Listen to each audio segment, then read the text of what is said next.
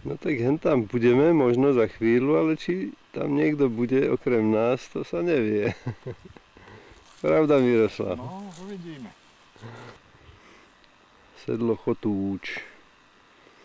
Červený kameň. A do Puchova nepôjdeme na stanicu?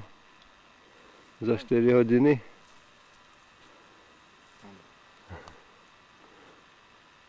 No jasné, tu sa už ulieva. A je to tu 11 hodín a sme tu.